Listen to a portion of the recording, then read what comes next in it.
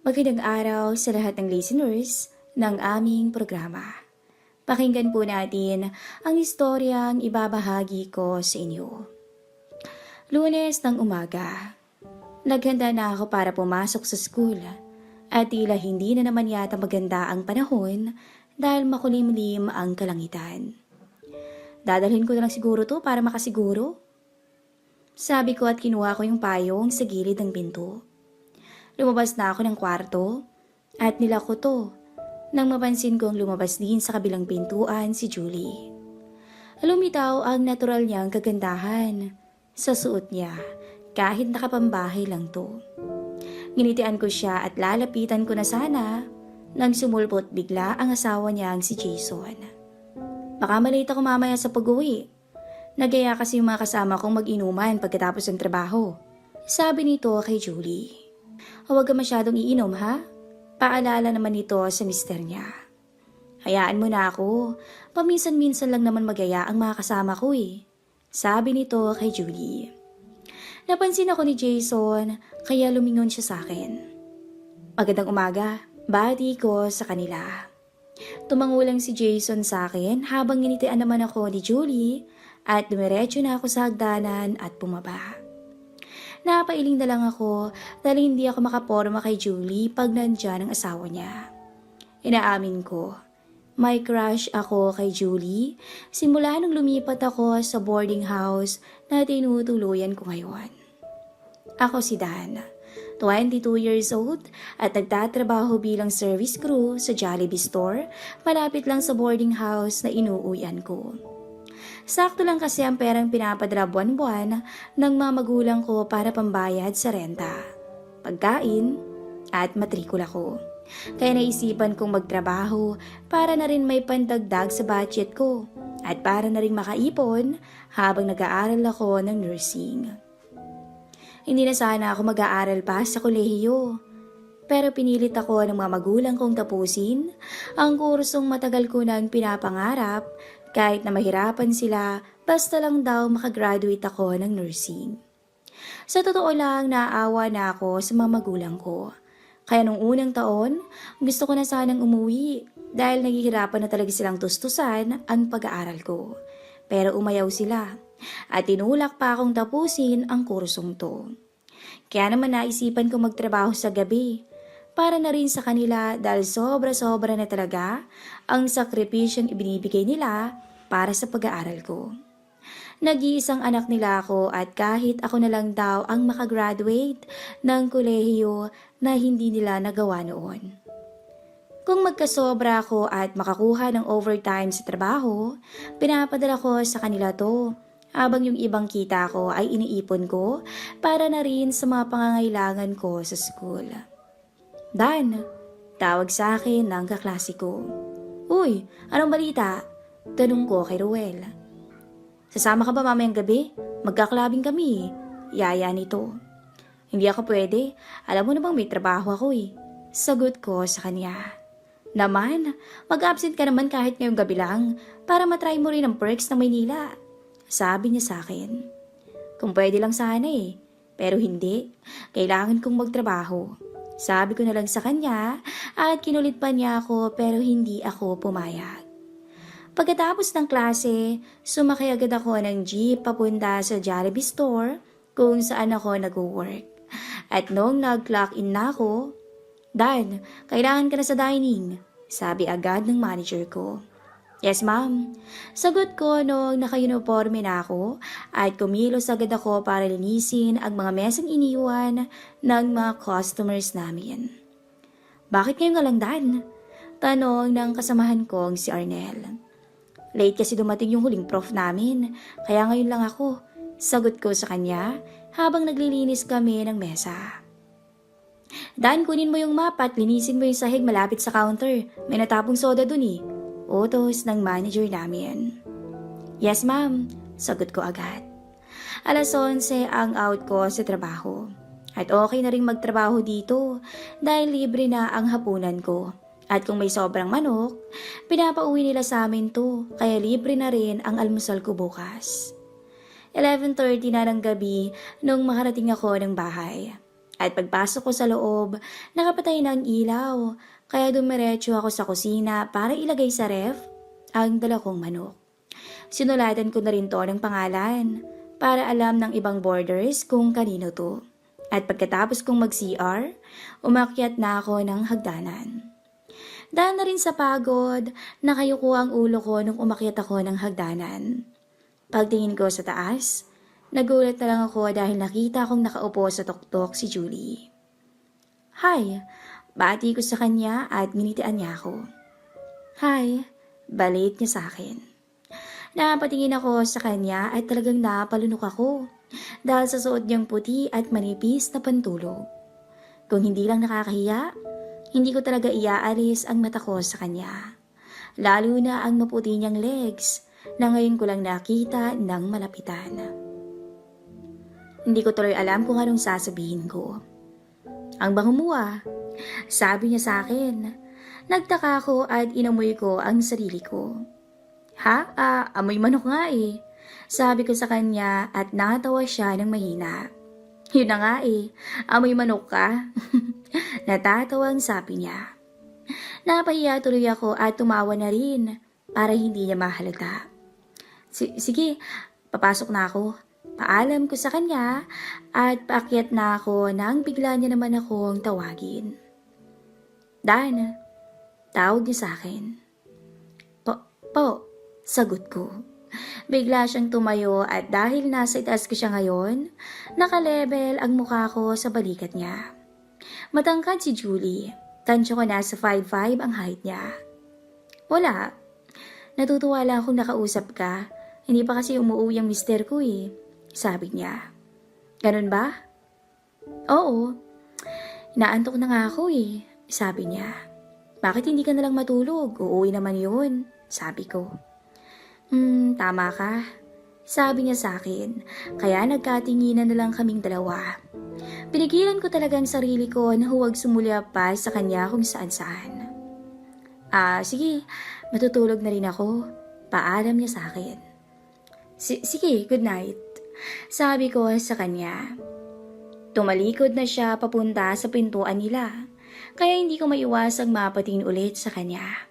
Umiwas naman agad ako ng tingin nang lumingon siya. Good night. Sabi niya at nagtungo na siya sa kwarto nilang mag-asawa. Nagmamadali akong pumasok sa room ko at kabadong uminom ng tubig. Shit, ang ganda at ang sexy niya talaga. Sabi ko nang umupo ako sa higaan ko at napatingin sa pader na nagbubukod sa silid ko at kwarto nila. Pinawisan ako kahit medyo malamig-lamig ang gabi. Na lang ako. At nung nahimasmasan na, ay nagpalit na ako ng pantulog. Nakasanayan ko nang ihanda ang damit ko para suotin bukas. At bago ako humiga, sinusiguro ko munang nakasara ang pintuan at bintana dahil last week inakyat ang bahay ng kapitbahay namin.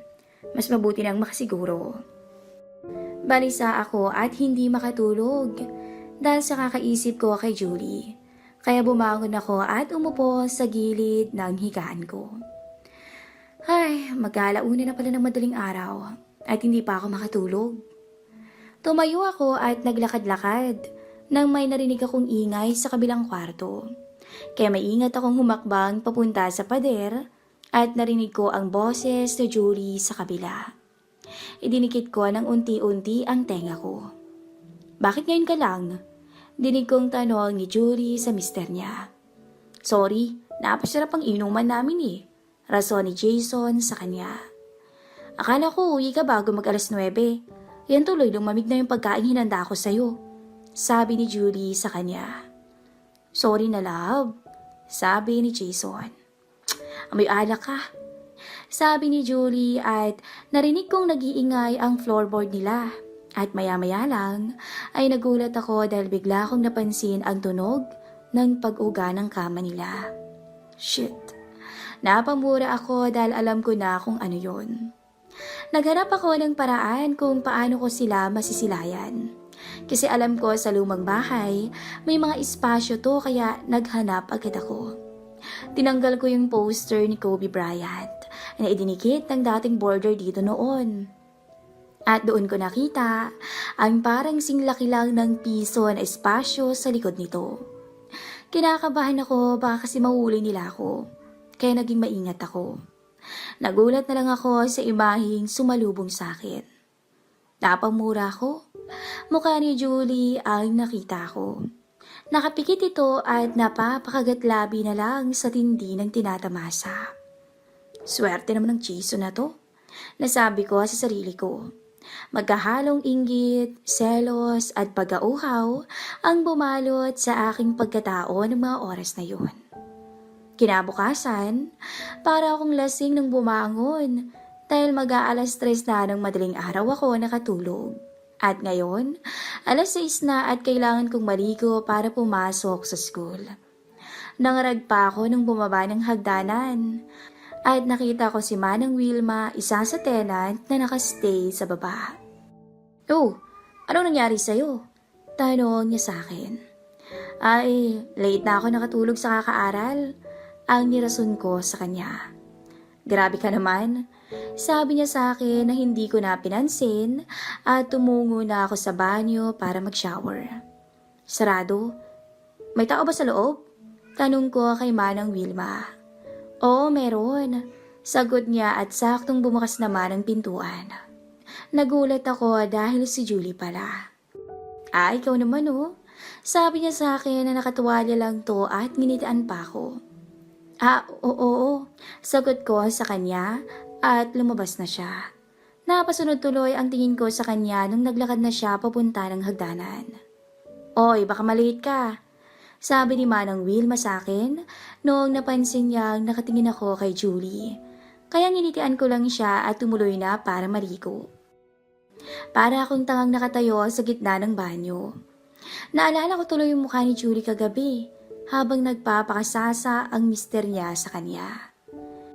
Gaya ng dati, bago ako umalis ng boarding house, nakita ko si Julie na nakatayo sa labas ng pintuan nila. "Good morning," bati ko sa kanya at nginitian niya ako. "Good morning." Balik niya at nakita ko na naman si Jason na hinalikan si Julie sa pisngi. "Aalis na ako." Paalam niya kay Julie at nauna na siyang bumaba sa akin. "Papasok ka na?" Tanong ni Julie sa akin. Oo," sagot ko. "Mangangamoy manok ka na naman ba mamaya?" Ang biro niya pa sa akin. Off ko sa work mamaya kaya wala kang maaamoy sa akin," sabi ko sa kanya. Ay, sayang naman. Pwede na sanang pang-ulam eh. Biro niya at hindi ako nakasagot dahil sa sinabi niya. "Biro lang," natatawang sabi niya at nagtungo na siya sa room nila. "Ulam?" nasabi ko at napatingin sa pintuan nila. Napangiti na lang ako at napailing. Bumaba na ako ng hagdanan. "Dan," tawag sa akin ni Mang Joseph na asawa ni Manang Wilma. "Po," tanong ko. "Mag-work ka ba mamaya sa Jollibee?" tanong niya. "Off ko po eh, bakit Manong?" tanong ko. "Magpapadala sana ako ng chicken joy sa'yo eh, pero okay lang ako nabibili," sabi niya. "Hindi Manong, dadaan din naman ako doon, ibibili kita," sabi ko sa kanya. "Talaga?" "Oo, sahod ko kaya lilibre ko na kayo ni Manang Wilma," sabi ko sa kanya na ikinatuwa niya. "Sige, aalis na ako," paalam ko. "Sige, salamat na," sabi niya nang ginitian ko lang at umalis na ako. Nakita ko sa may sakayan ang mister ni Julie. At nung nakita niya ako, tiningnan lang niya ako at pumara na ng jeep. Iba ang ruta ng jeep na sinakyan niya kaysa sa ruta papuntang university ko. Kaya naiwan ako sa waiting shed. Habang nasa klase, hindi ko maialis ang mukha ni Julie sa isipan ko. Lalo yung biro niya sa akin kanina. Para bang may ibang meaning. Pagkatapos ng klase, dumaan ako ng Jollibee para bumili ng manok para kay Mang Joseph. At pagdating ko ng bahay, binigay ko sa kanila to at yun na ang kinain namin nung gabing yun. Nasa higaan na ako at nakahiga habang nagbabasa ng libro tungkol sa blood vessel at ang epekto ng mga kemikala sa katawan natin noong marinig ko ang may bumagsak sa room ni na Julie. Agad akong tumayo at lumabas, tsaka ako tinungo ang silid nila. Kumatok ako para alamin kung okay lang ba siya. Julie? Tawag ko dahil alam kong wala pa ang mister niyang si Jason sa mga oras na to. Bumukas ang pinto at nakita kong nagkalat ang bubog sa sahig nila. Anong nangyari? Tanong ko agad sa kanya. Nasagi ko yung flower vase namin kaya bumagsak to sa sahig. Sagot niya. May sugat ka. Sabi ko nang nakita kong duguan ang kamay niya. Wala to, sabi niya sa akin. Teka lang, may first aid kit ako Sabi ko sa kanya at umalis ako at kinuha ang first aid kit ko. Naku Dan, okay lang talaga ako, sabi niya sa akin. Ano ka ba? Nursing ang kurso ko kaya alam ko kung anong mangyayari sa sugat pag iniwan mo tong bukas. Sabi ko sa kanya. Agad akong kumuha ng bulak at nilagyan ko to ng alkohol. Tiisin mo lang. Sabi ko sa kanya nung dinampi ko ang bulak sa sugat niya. Napangiwi ang mukha niya kaya hinipan ko to para mawala ang hapdi. Sorry, sabi ko at ngumiti siya. Okay lang yun. Sabi niya at napansin ko nakatingin lang siya sa ginagawa ko nung nilinis ko ang sugat niya at nilagyan ko ng betadine. Para saan yan? Tanong niya.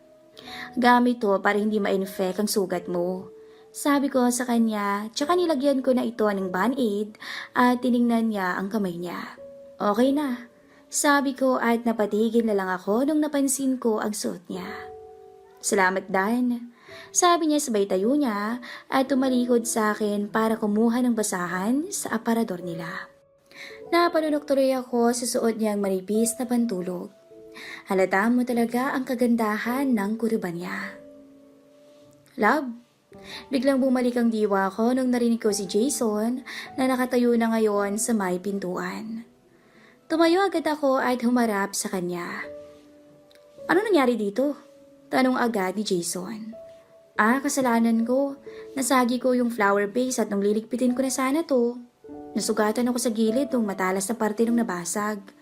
Paliwanag ni Julie. Anong ginagawa mo dito? Tanong ni Jason sa akin. Ginamot niya ako. Nursing kasi yung kurso nitong si Dan. Sabi ni Julie tsaka lumapit siya kay Jason noong nakatingin lang sa akin ang asawa niya. Ganun ba? Tanong ni Jason. Oo, sagot ni Julie. Salamat Dan, ang sabi niya.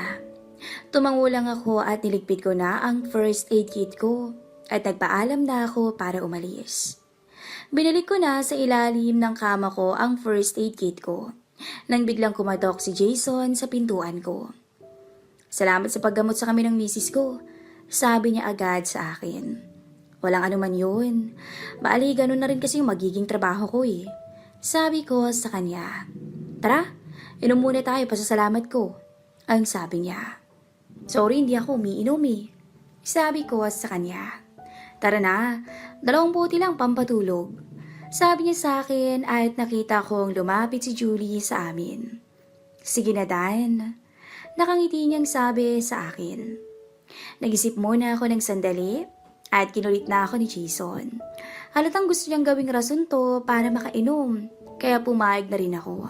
At doon na kami sa sala nag-inuman kasama pa namin si Mang Joseph. Bumili ng 4 na grande si Jason at yung natirang chicken joy na binili ko kanina ang ginawa naming pulutan. Masarap to pampatulog, sabi ni Mang Joseph at natawa lang kami ni Jason. Ilang taon ka na ba, Dan? Tanong ni Jason sa akin. 22 na ako, sagot ko sa kanya. Bata pa, sabi niya na ikinatango ni Mang Joseph. Bata pa talaga yan, pero mabait yan, sabi ni Mang Joseph. Kita ko nga sabi ni Jason at napatingin kaming 3 kay Julie nung bumaba siya sa hagdanan. Anong nangyari sa kamay mo? Tanong ni Mang Joseph sa kanya. Nasugatan ako sa nabasag na flower vase, Mang Joseph, sagot ni Julie. Si Dan ang gumamot sa kanya, kaya nga nagpainom ako ngayon. Pasasalamat ba? Sabi ni Jason. Sus, naghanap ka lang ng rason para makainom Sabi ni Julie sa kanya, dahilan para mapakamot ng ulo ang mister nito. At natawa na lang kami ni Mang Joseph. Lumabas ng kwarto ang misis ni Mang Joseph na si Manang Wilma at nakita kami sa sala. Dan, mabuti nandito ka, sabi niya. Bakit po Manang? Tanong ko. Meron ka bang band-aid? Tanong niya. Opo meron po. Sagot ko sa kanya. Pahingi nga ng dalawa, ilalagay ko lang sa gasgas ko, sabi niya. Sige po Manang, ikukuha ko po kayo. Sabi ko at noong patayo na ako, bigla akong pinigilan ni Jason. Hindi na, love, ikaw na kumuha, sabi ni Jason sa misis niya. Ako? Tanong nito. Oh, sagot ni Jason. Hindi na, nakakahiya naman, sabat ko. Hindi, sige na love, ikaw nang kumuha. Utos ni Jason kay Julie.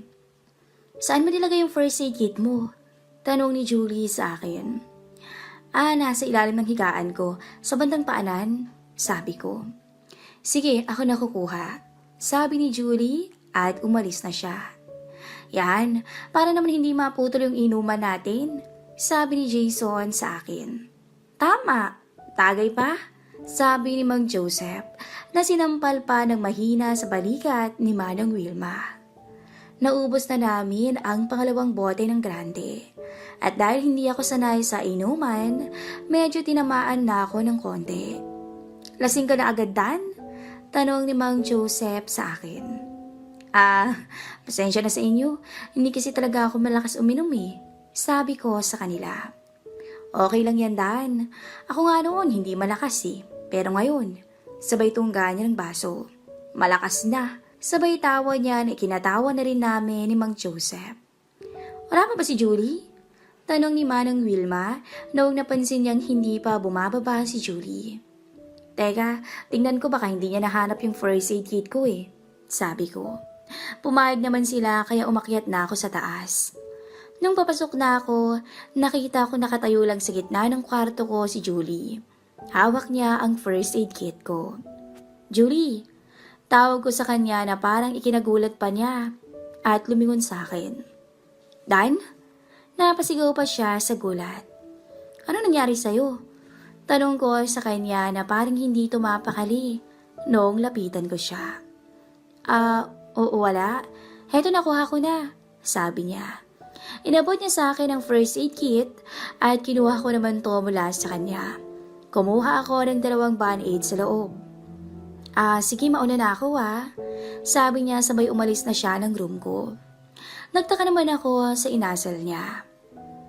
Eto na po Manang Wilma at binigay ko rito ang 2 band-aid na hiningi niya at pumasok naman to sa silid nila. Habang nasa tabi lang ni Jason, ang misis niyang si Julie. Dan, maupo ka na rito at tagay mo na, sabi ni Mang Joseph sa akin. Umupo ako sa pagitan nilang dalawa ni Jason. Eto Dan, tagay mo. Inabot ni Jason ang baso at dahan-dahan ko namang ininom ang beer habang sinusulyapan ko si Julie na abala naman sa pakikipagkulitan sa mister niya. Nung naubos na namin ang huling bote ng grande, nangangarag na ako at parang gusto ko nang matulog sa sofa. Hindi nga sanay ang batang to, sabi ni Mang Joseph kay Jason. Lampa, hindi kagaya natin. Totoong lalaki, ano Mang Joseph? Sabi ni Jason sa kanya na ikinatawa lang ng matanda. Hoy Dan, ano? Kain mo pa ba? Tanong niya sa akin. Tumango-tango na lang ako at ngumiti. Inakyatan nila ako sa kwarto ko at inilapag sa kama. Matulog ka na Dan, sabi ni Mang Joseph at nakita ko pa silang nakatayo lang at tumingin sa paligid. Inayos pala niya yung nabutas na pader. Dinig kong sabi ni Mang Joseph. Mabuti naman, loko-loko yung dating nakatira dito eh. Biro mo, nakamasid pala sa amin yung tarantadong yun, sabi ni Jason. Humihit-hit kasi kaya ganun yun, sabi ni Mang Joseph. Mabuti nga pinalayos yun dito, kundi mapapatay ko yung gagong yun, sabi ni Jason. Natakot tuloy ako sa sinabi niya. Lumabas na sila at buti na lang, hindi nila napansin ang pader na ginawan ng maliit na spasyo ng dating tenant noon, Kundi, mahuhuli nila na meron pang isang nakatago sa likuran ng poster ni Kobe Bryant. Nakatulog ako siguro ng ilang oras nang magising ako dahil sa tindi ng sakit ng tiyan ko. Kaya nagmamadali akong bumangon at kahit nahihilo pa ako, nagmamadali akong bumaba ng hagdanan para magbawas sa banyo. Nakahinga ako ng maluwag pagkatapos ko at nakita ko sa wall clock na mag-aalas 2 na pala ng madaling araw. Uminom muna ako ng tubig bago ako bumalik sa silid ko. Malapit lang sa hagdanan ang room nila ni Jason. Kaya nung nasa tuktok na ako, narinig ko bigla ang pag-uga ng kama nila. Napahinto na lang ako at nakiramdam yung poster. Naalala ko bigla at dali-dali akong nagtungo sa room ko at pinatay ang ilaw. Lumuhod ako sa harap ng poster ni Kobe Bryant at maingat ko itong tinanggal. Napamura na lang ako sa nabungaran ko. Nakatihayan na si Julie.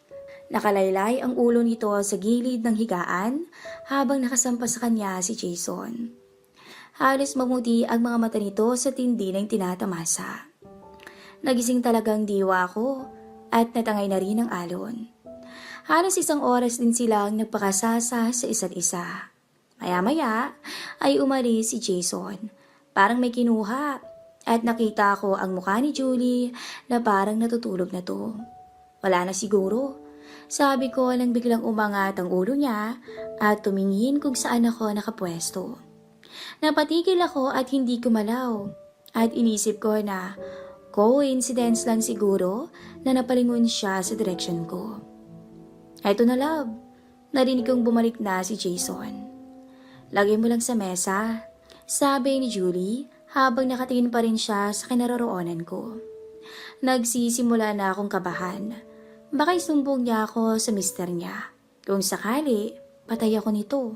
Nakita akong umupo sa tabi niya si Jason at hinilikan siya dito. Nag-enjoy talaga ako sa love.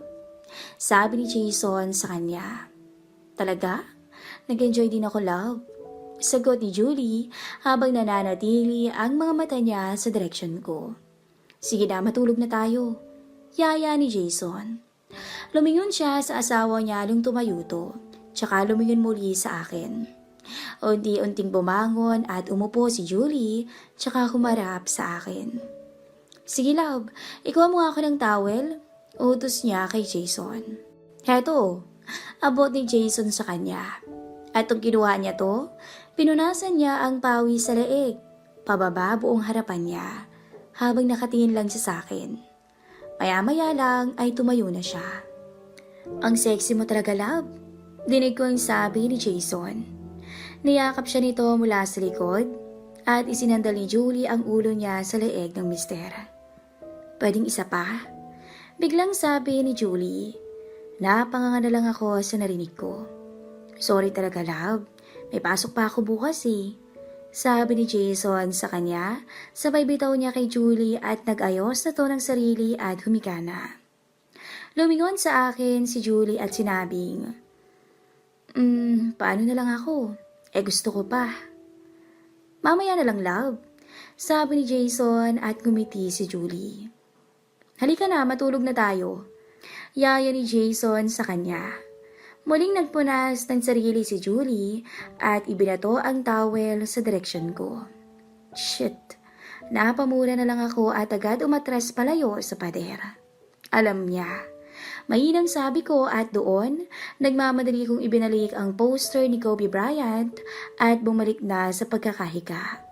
Lagot. Alam niya. Kabadong sabi ko habang nakatitig lang sa pader. Abangan po ang susunod na kabanata.